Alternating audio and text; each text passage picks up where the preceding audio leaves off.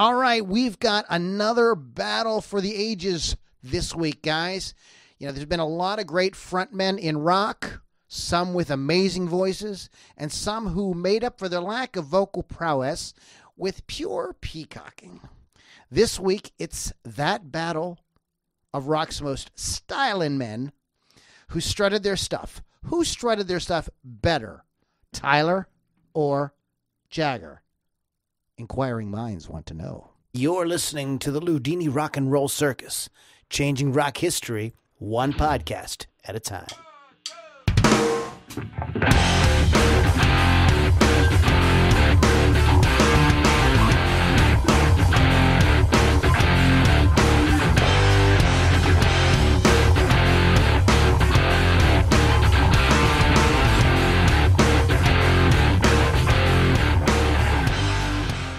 Welcome back to the Loudini Rock and Roll Circus, everybody. My name is Lou Lombardi, a.k.a. Loudini. I am your host, and I have my co-hostess, the hostess with the the co-hostess with the mostess, Miss Lily V6 with me, in the co-pilot's chair this evening. Lily, how are you? Good. How are you? I am just, if I was any better, I honestly wouldn't be able to stand myself.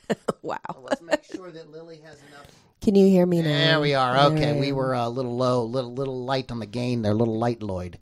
So tonight we're going to be talking about Mick Jagger and Steven Tyler. That's sort of two great peacocks. Yeah, there's some others. I know. We just picked something. But these two peacocks are best. Just deal with it. Yins all got just to deal with it in that. LoudiniRockandRollCircus.com is our website. Please check back off, and tons of cool podcasts there. As always, things like Lyric Talk and different guitar casts where we talk about riffs and things like that.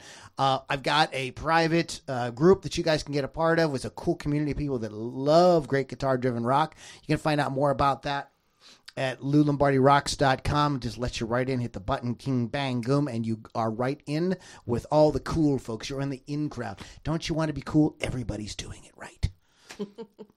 Quite frankly, if all these people in this group jump off a bridge, I'd probably jump off a bridge too. I wouldn't.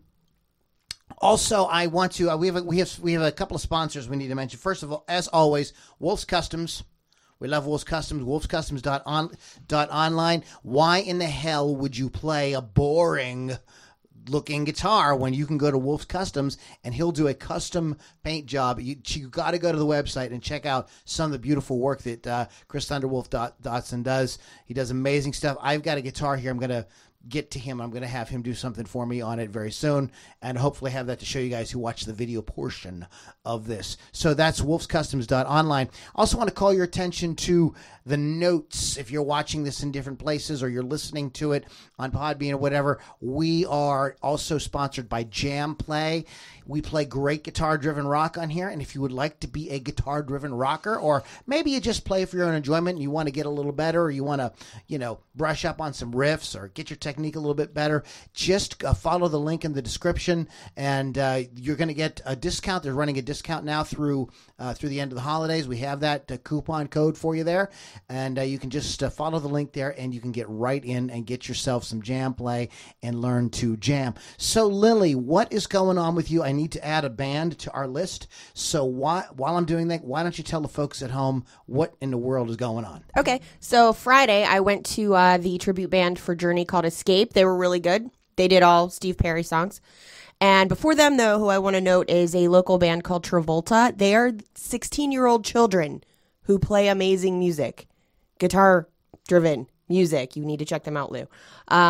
They have a huge stage presence. There's just 3 of them, and they rocked it out, and I loved them, and everybody loved them that night, so go and give a shout-out to them. Go to their Facebook, give them a like, do the whole thing. And I actually seem to have snagged that Leif Garrett interview that everybody was very much coveting. I wanted it. Nobody gave it to me. I was in there first, that's why. So I'm reading his book currently, and I will be interviewing him on December 12th, so keep an eye out on my show. Are you going to ask him about killing his friend? He's going to bring it up in the book. I feel like it's appropriate to ask.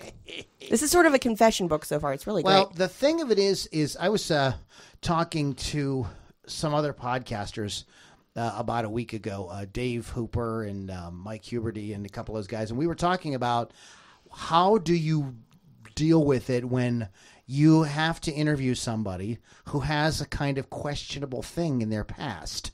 I kind of feel like if he's talking about it in the book, I'm allowed to talk about it. Right. And so, like, you want to find some way to bring it up in a way. And like Huberty was telling me that one time he had Great White on there. Wow. And he had to get into that. He says, because if I would not have talked about it, my audience would have been like, why didn't you say anything? Yeah, come on. They want, like I said at the beginning of the show, inquiring minds want to know. So that can be a very interesting situation to be in, and I am very interested to hear how you talk about it, how you bring that situation up. So I'll be very much interested in hearing your interview with Leif. Yeah, once that book is, I've finished reading it and we do the interview, absolutely. I will find a way to talk about it. Leif who? Garrett. Leif Garrett. Not Leif Erikson. No, Okay. not the Viking. The Viking guy, yes. He's not available right now for interviews, but hopefully Rock Rage Radio can hook us up with if with he's him ever available for interviews, I am going to leave this world. This is a band who we're trying to figure out how to pronounce. I just discovered this band today. Borknagar?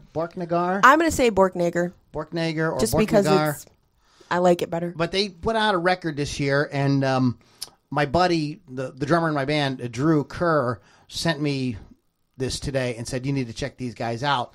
These guys are a very cool metal band, so check them out. This is a track called Up North on the Loudini Rock and Roll Circus.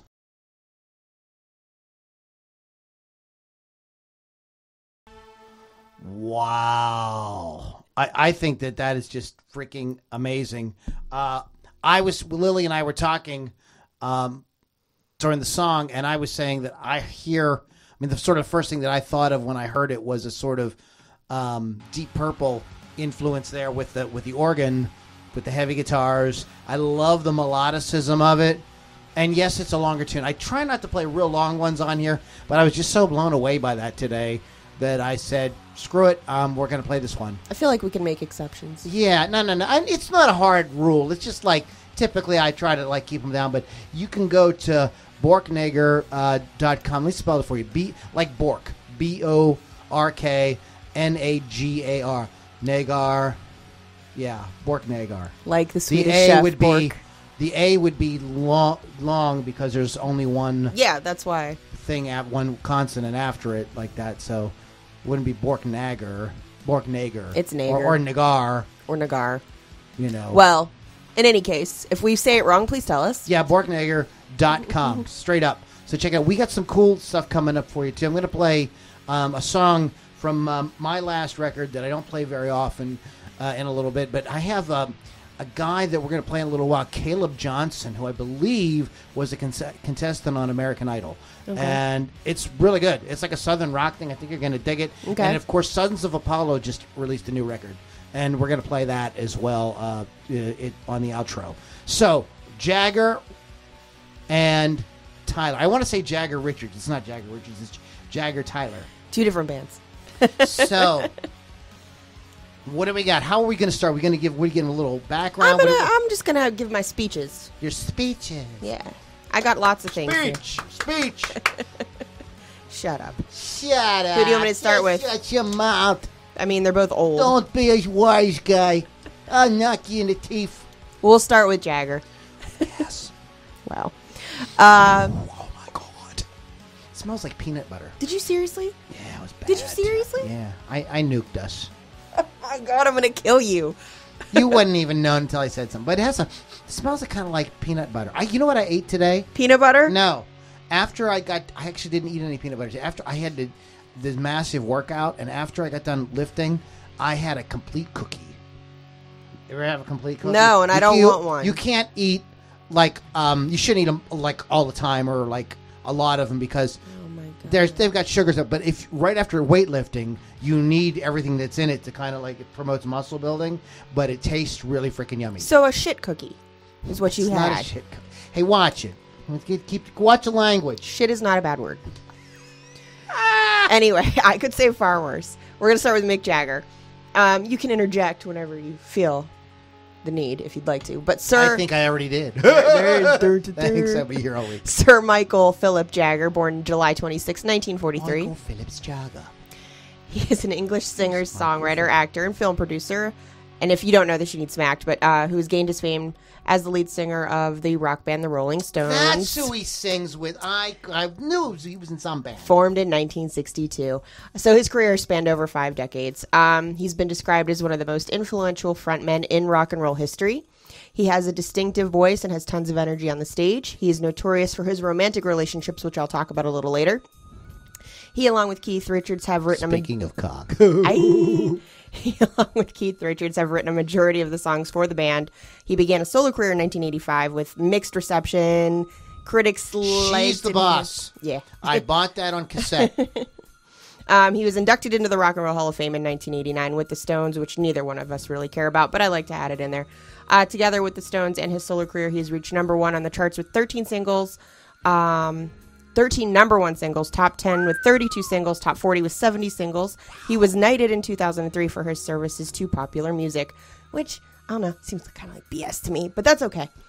Services to popular music. Yeah. He was married and divorced only once, but he has 8 children with 5 women. Was that Bianca?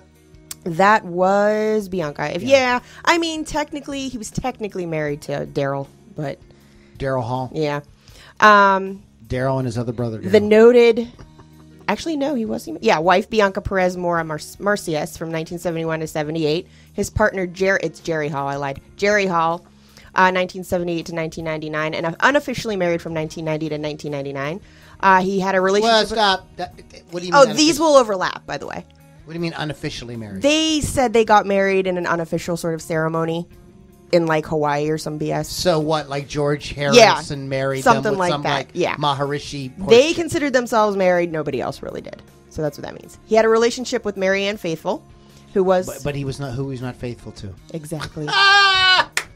There is so much irony in Mick's life. Oh, she also helped wrote Sister Morphine from 1971, Sticky Fingers. That relationship was from 66 to 1970. And you'll notice these and years... he wrote what song did he write about Marianne Faithfull? Oh, I have no idea. What? I don't know. The song he wrote for Marianne Faithfull. Okay, I will just tell it to you now. I'm going to educate Lily. Go on. I probably know, Wild but I don't Horses know. is Oh, really? I didn't know that. He wrote that for Marianne Faithfull. Yep. But you'll notice a lot of these years overlap because he liked ladies. So a lot of these years he wasn't faithful to anybody. He was in a relationship with Marcia Hunt, who was an American actress, novelist, singer, and formal model, who actually was the inspiration for Brown Sugar. From 1969 to 1970. We'll talk about Brown Sugar on the after show.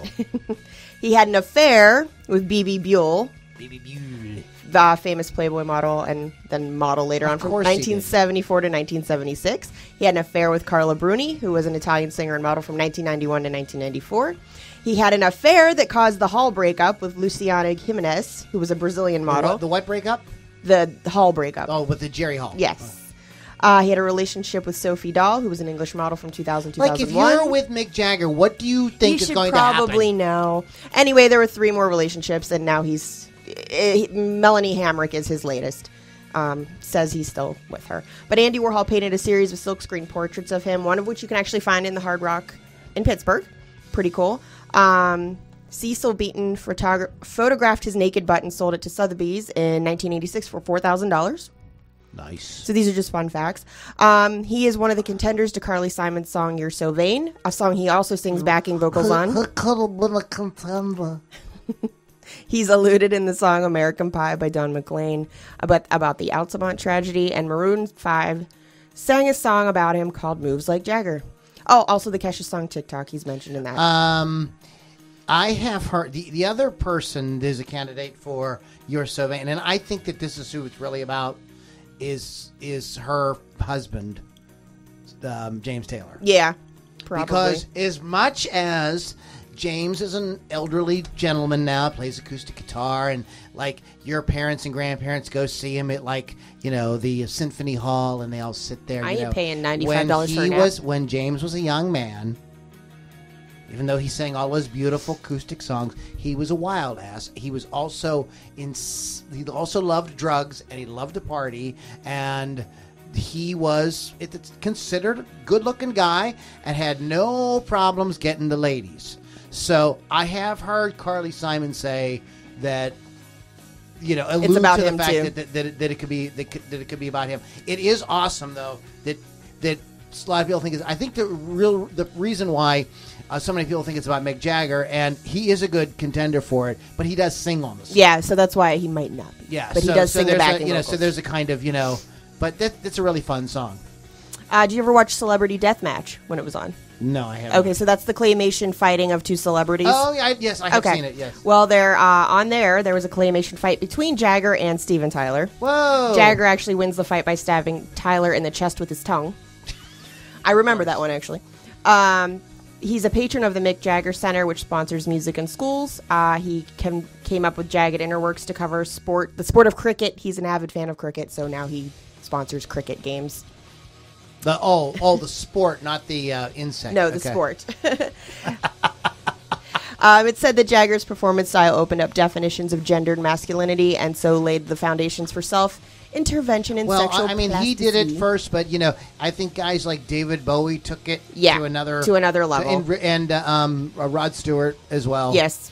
Rod Stewart's another peacock. He is another peacock. We could do a top 10 peacocks. But I think peacocks. he'd be the number 3 peacock. We could do a top 10 peacocks in rock, and I think we could put Mr. Stewart.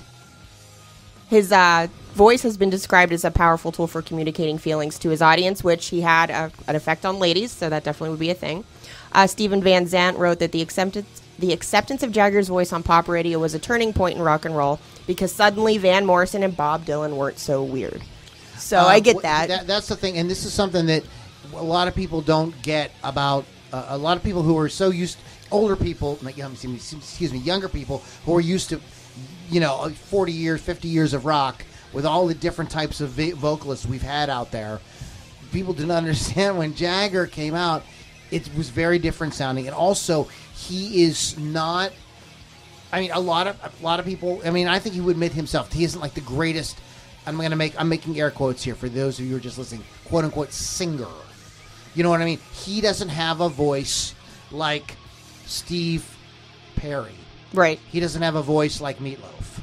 You know what I mean? He doesn't have one. He doesn't have a voice like Paul Rodgers or one of these guys like that have this amazing range and can really Bruce Dickinson. He's not doing anything like that at all.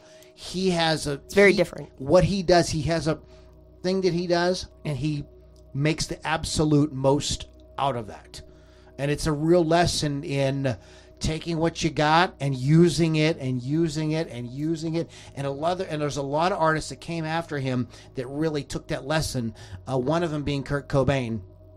Was another guy like technically doesn't have some kind of like amazing range, but he used what he had in a really, really effective way. And that's the thing I love about Jagger is like he uses that perfectly. Mm-hmm. And he is a great frontman. I mean, he is probably. I mean, you could say Elvis, but Elvis wasn't a band. Elvis was a solo artist. So, but I'm talking about a guy who fronted a band.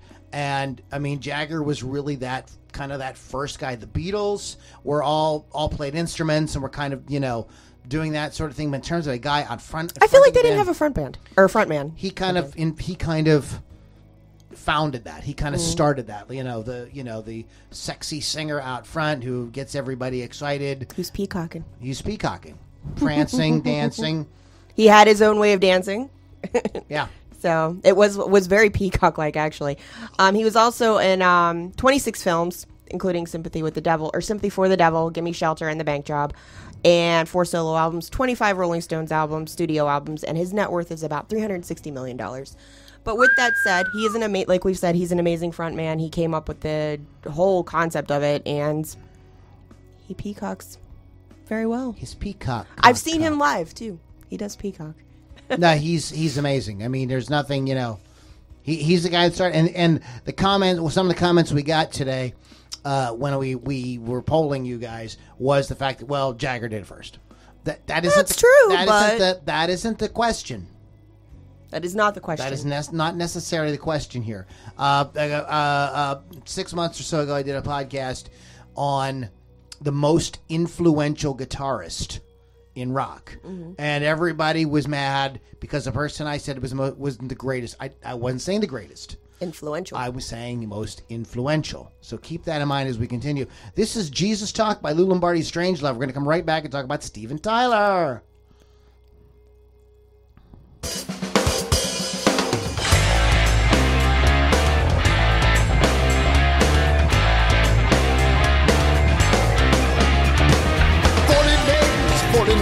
A stranger I have been to the man I thought I knew and all his unwashed friends. Dirty streets, broken lights with burned out basement sheds. It's not the place that I call home, it's just a place that I know well. Bloody knees stain the road on the church and haunted hill, while specters of my past they return to drink their fill.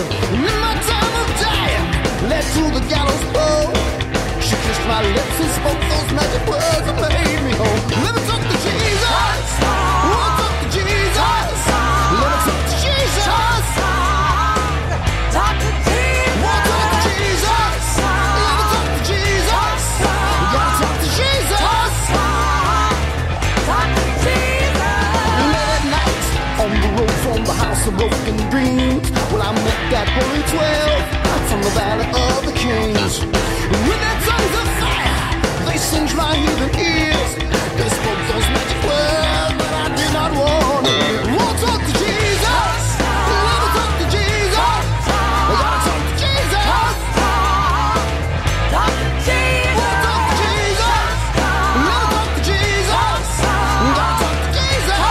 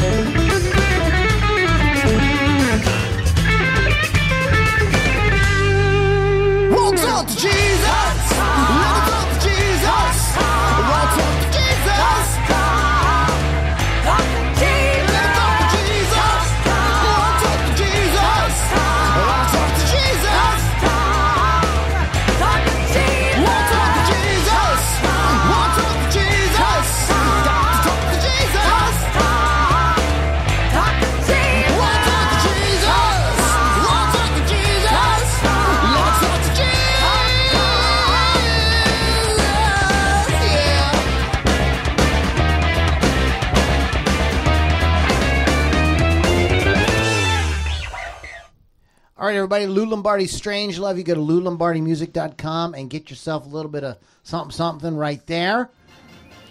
And yeah, you guys can check all that out there. So we're talking about the Peacocks of Rock, Jagger versus Tyler. We did a little expose there on Mr. Jagger. So what's going on with Mr. Tyler? Mr. Tyler. Mr. Tyler going down. Steven Tyler, Steven Victor Tallarico, born March 26th. Steven Tallarico. He's a good paisan. From the Bronx. March 26, 1948.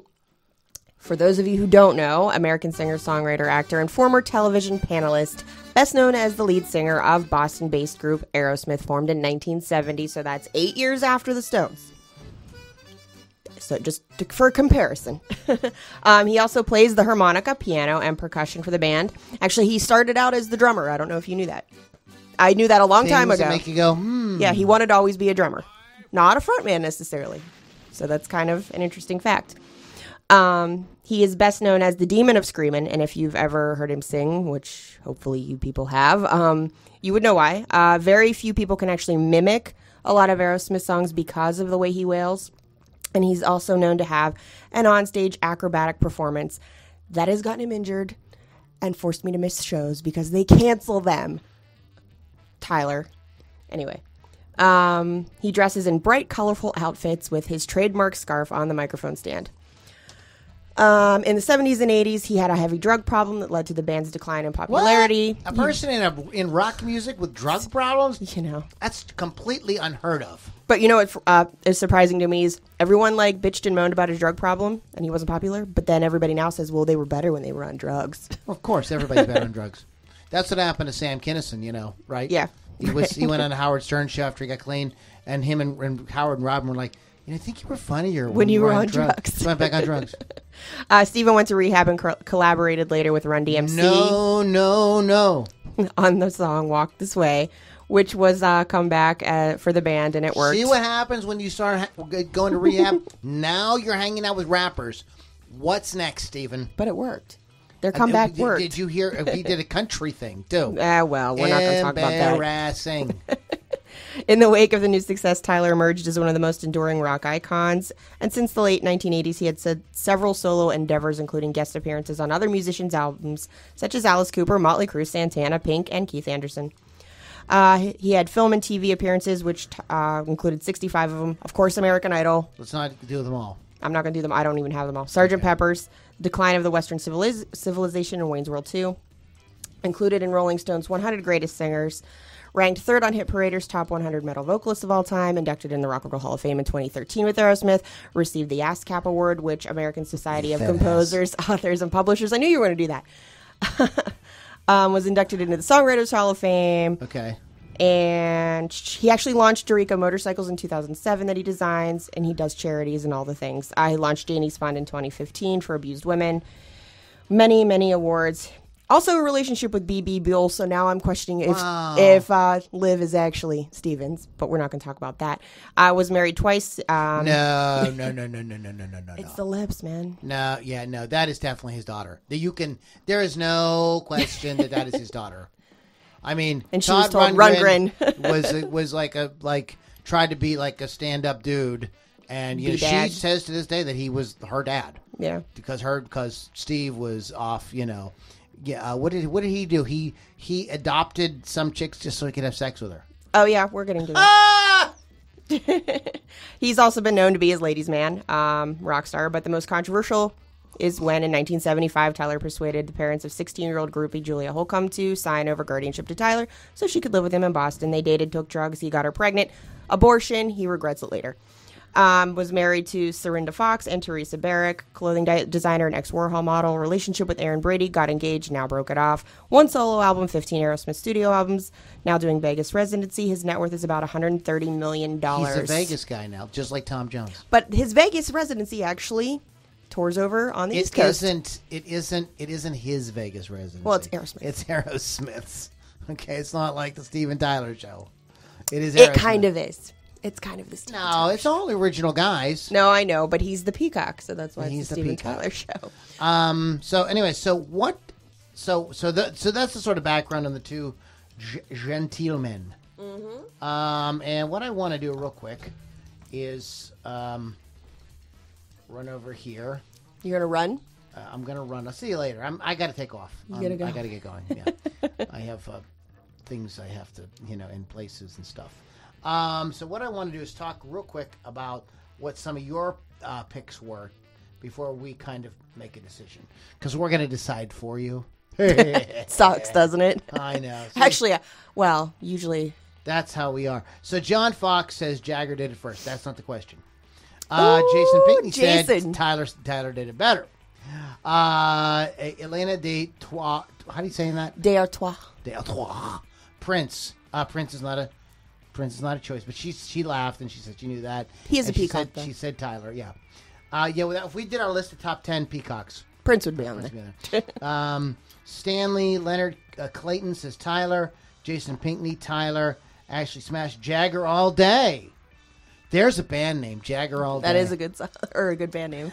Cody Gray says Tyler for sure. Barb Harlejewski says Jagger. Dave Lawrence says Jagger. Bill Menk says Tyler equals Peahen. Oh, and Jagger is peacock. Woo, Billy! Look at you, Billy. Ann Layton says Tyler does it better. Rose Campbell, Tyler all the way. Jeff Mazai says Jagger is legendary, and the Stones have influenced thousands of musicians, including Tyler. I will have something to say about that. So we'll just say that Jeff is in the Jagger camp, and Jason Ortman says Tyler is full of soul. He has an amazing voice and a decent range too.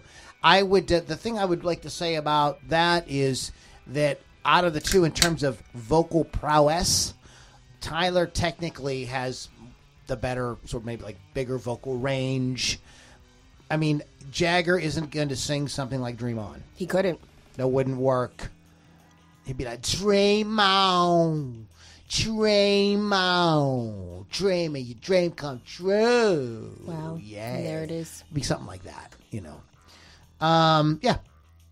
So, and what you say you have something to say about that? What you going to say about that? Oh, Talk about Willis. it's in my decision making when I give my speech on who I chose. Well, you want me to do that now?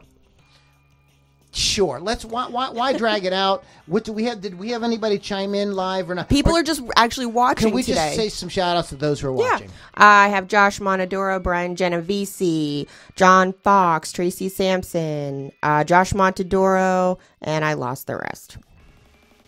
But we did have 19 people. And guys, if you wouldn't mind hitting the share button, because we're playing some very cool bands. I'm playing Borknagar. We had Lombardi's Trains up. We're going to play Caleb Johnson in a minute. We're going to wrap up with Sons of Apollo. All really cool bands that they're not really getting on the radio or anything like that. This helps to sort of promote those bands. So if you can do that, appreciate it. Also, shout out to wolfscustoms.online. Get that custom paint job on your guitar, guys. No sense of going out there with a boring-ass guitar. And speaking of guitar, you want to learn to rock. You want to learn to rock like not rock like but rock like Richards. Move like Jagger, rock like Richards. Then check out our link in the description for Jam Play. We're partnering with them for the next couple of months through the holidays. They're running some cool specials, and it's a great way to hone your guitar skills. They've got stuff for beginners, intermediate, advanced. So even if you're saying I'd like to maybe just learn a few riffs just for the hell of it, it's a great play. It's totally economical. Learn at your own pace. Very cool. Check it out.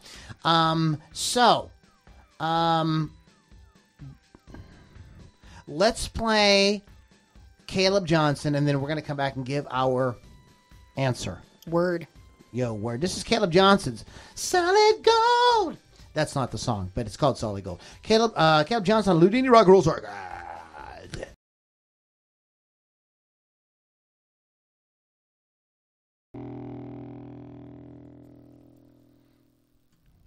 The man's name is Caleb Johnson.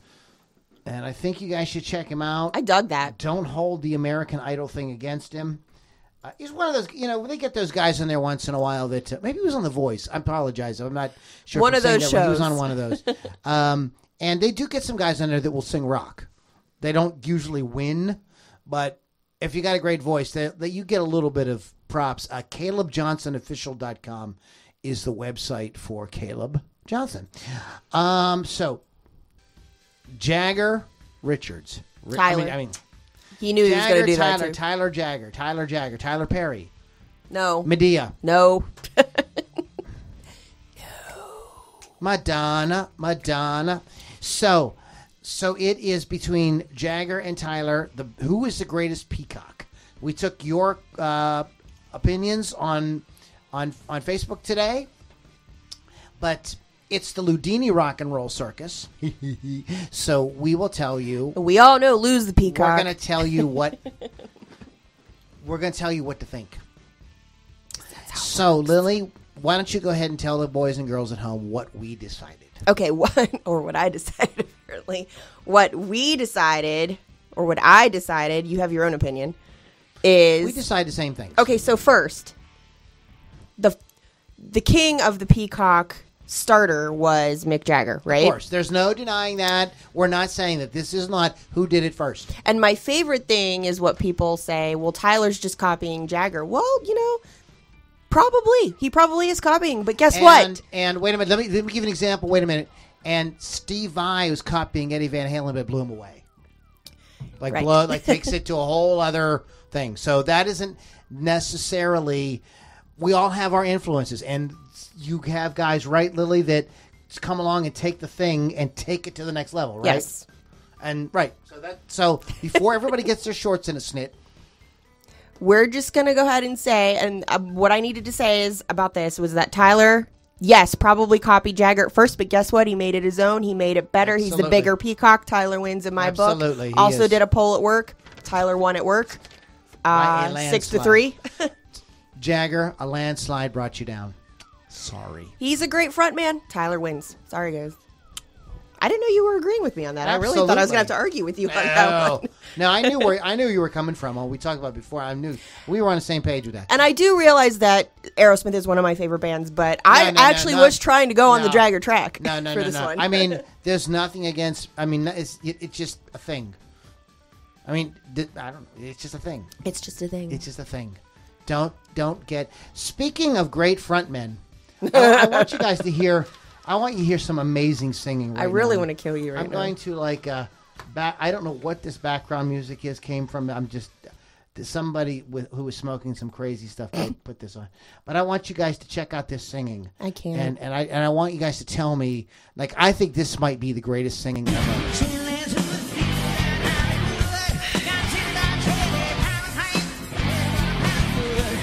is amazing. This is what we have to look forward to in 2020.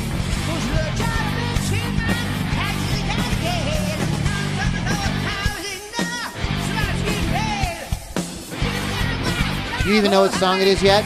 I knew. What are those words he's singing? My God.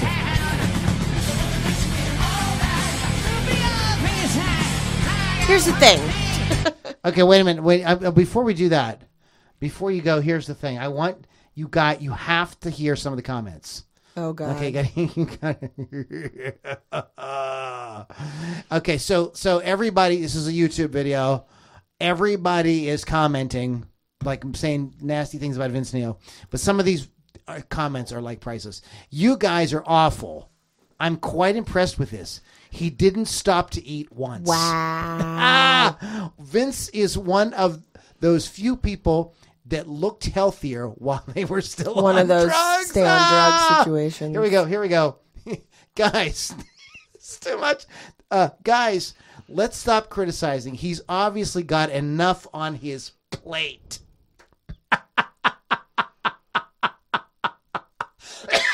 The insensitivity here is real. Do some research on the poor guy, and you'll learn that after this show, he had to be carried away in an ambulance because following the final song, he immediately went into labor. Wow. My favorite part was Haba Laba Laba Chicha and Duma Neba Laba Shawa Azawaza Mega Vuga Juga Waga. So it's an instant classic. It's like Bob Dylan had a stroke while high. It's like Bob Dylan had a stroke while high on Molly and started screaming for help. So you guys have. I put the link. I put the link in the show notes for this. But they're touring. Here's the thing. Okay, I am not happy about this Vince Neil. Yeah, I'm not happy about this Motely Crue thing. I wanted to leave it where it was 5 years ago and never open it up again. Yes, they are one of my favorite bands. I don't necessarily like them live. I heard them live good once in Florida when I was sober. About how many years ago was that? We're going on 10 years. And Vince Neil sounded good the last time I saw him, but that's hit or miss. He's hit or miss. Now, and this video here was a miss. Yeah, that's obviously a miss. With that said, I do want to see Def Leppard again. So I will go see that show just for that. I've never seen Leopard or Crue or Poison. Oh, well, so you obviously have to go to that. I'm thinking I'm going to go if it comes. Oh, and Josh Montadoro, you're going. Just so you know. If I have to drag you there. And in the hearse. So, yeah, I mean, whatever. It's, I mean, Motely Crue can do whatever the hell they want. They literally had some kind of contract that said they were going to... Yeah, they made this a huge deal. They went online. They went on the air with everything with this contract, made it a huge freaking deal. Everybody knew they were going to break it. I just wish they would have left it. Mick Mars is about to die. Leave the old man alone. Maybe that's why they're doing it, so he gets one last... He had one last. He's done.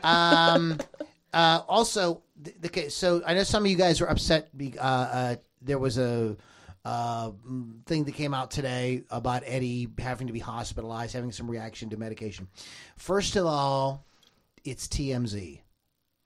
TMZ, they're like ambulance chasers. Who knows? He could have had a freaking cold. Like, I mean, don't get... He could have fell down the stairs. Yeah, anything could have happened. Like, Could've been just drunk. like, just relax, Because like the last time I heard this, and then he was at a Tool concert the next day taking pictures of fans. Stubbed his toe. So like, just like, I mean, also like, I would hope that like his family wouldn't put up pictures and stuff of him like with like tubes and stuff hooked up. I mean, I think we would have wanted to remember Eddie as the That's rock weird. star that he truly is, and not as, you know. In any case, it all happens, you know. We all are have an appointment with the Pine Box. I know that, but it's not the kind of thing that I think we as rock fans necessarily need to see. But in any case, it was a TMZ thing, so just buyer beware when it comes to stuff like that. There's a couple of birthdays today I want to do a shout out to. Justin Chancellor, bassist for Tool, happy birthday. And Matt Sorum, who I think is a very cool drummer. The Cult, Guns N' Roses for a little bit, and Velvet Revolver. Yup. Salacious Snake Pit, huh? Slashes is in Pittsburgh. We have a place called Sheets, and there's the joke is it Sheets? It's Sheets. So it Slashes is Snake Pit. Wow. So Matt Sorum, Justin Chancellor, hail, hail, rock and roll. Happy birthday. Happy birthday. We salute you. Strippergram for both of them. Guys, thanks so much for hanging out with Loudini Rock and Roll Circus. Loudini Rock and Roll Circus.com is the website. Please check back off and tons of cool podcasts. I will create a short link for this by next week. But for now, just check out the show notes in the descriptions below for our Jam Play link. It's really important. You know, we make a couple of little bucks on it. You get a great deal on learning to rock out with your cock out, and Or just check jam it out with your clam. Jam out with your clam out. Ladies too. Okay, so anyway, so guys, check all that stuff out. That's in the notes. Lily, anything you want to say, plug, or anything before we wrap up today's show? Sure, yeah. Always listen to my show, Hot Licks with Lily 6, Thursday nights at 6 p.m. Eastern on rockrageradio.com, or get the free app on your phone. Also, I will be at Bonham on Friday at the Roxy, and I will be going live if we're allowed. Sometimes there's rules. Who knows? But it will be all on the Rock Rage Radio page for Facebook. Shout out to Borknagar. Lou Lombardi, Strangelove, Caleb Johnson for the music for today's show. We're going to wrap up with Sons of Apollo. Xander Demos posted the video for this yesterday or something, you know, sort of scolding everybody for saying that rock is dead, and he's absolutely right. We've all been saying rock is not dead for a really long time. There's some great bands out there, and this is one of them. This is the single they just released, Goodbye Divinity. Guys, have a great week. We'll catch you all in the next Loudini Rock and Roll Circus.